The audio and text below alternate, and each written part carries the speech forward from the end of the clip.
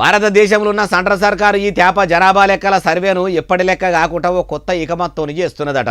అగో ఆఫీసర్లు ఇంటింటికి వచ్చుకుంటా ఇంటిల్లాదల వివరాలు తీసుకొని పేర్లు రాసుకుంటారు కదా, అట్లా కాకుండా కొత్త యుగురం ఏం చేసిరే బాలన్న అంటారా? ఆలస్యం మీదకి అన్ని ముచ్చలు చెప్తా పాండ్రి. చరిత్రలో మొట్టమొదటిసారి సెంట్రల్ సర్కారు ఈ తేప జనాభా లెక్కలు మొత్తం ఆన్లైన్లోనే చేసి తట్టికి రన్ చేసిందట. మునుపటి లెక్క ఆఫీసర్లు వచ్చి బుక్కులో రాసుకున్నట్టు కాకుండా ఇప్పుడు సీదా స్మార్ట్ ఫోన్ లేకుంటే టాబ్లెట్లు తీసుకొచ్చి ఆన్లైన్లోనే ఇంటిల్లాదులు అందరి వివరాలు ఎక్కించుకొని ఫోటోలు కూడా తీసుకునేటట్టు సౌలతులు చేసిర్రట.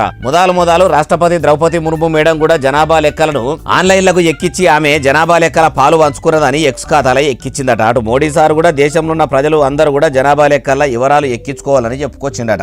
అయ్యా ప్రధాని మోడీ సారు అప్పట్లోనే బుక్కుల వివరాలు ఎక్కించుకున్నారు, ఇప్పుడు టెక్నాలజీని వాడి ఆన్లైన్లో వివరాలు ఎక్కించుకునేటట్టు మంచిగానే ఇక మధ్య చేసిరు. కానీ అలా సర్వర్ ప్రాబ్లం అనుకుంటా, ఇంటర్నెట్ కనెక్షన్లు చక్కగా లేవు అనుకుంటా, యాప్ చక్కగా పని చేస్తలేదని చెప్పుకుంటా ఆఫీసర్లు అయితే ఆగమైతే ఏరు కదా. ఎందుకంటే మీ సర్కారు తీసుకొచ్చే ఏ ఆన్లైన్ సేవలైనా అట్లనే ఆగము ఉండే, ఇది మాత్రం అట్లా కాకుండా మంచిగా పనిచేసేటట్టు చూడండి. అట్లనే మీ ఎమ్మెల్యేలు ఎంపీలు మంత్రుల పనులు వివరాలు కూడా ఆన్లైన్లో ఎక్కించి ఎంటదంట ప్రజలకు అప్డేట్ అందేటట్టు చూస్తే ఇంకా అస్సలు ఉంటది. అట్లా కూడా మీరు ఎందుకు ఆలోచన చేస్తలేరు అంటుండ్రు ఈ ముచ్చటిన్నోళ్ళు.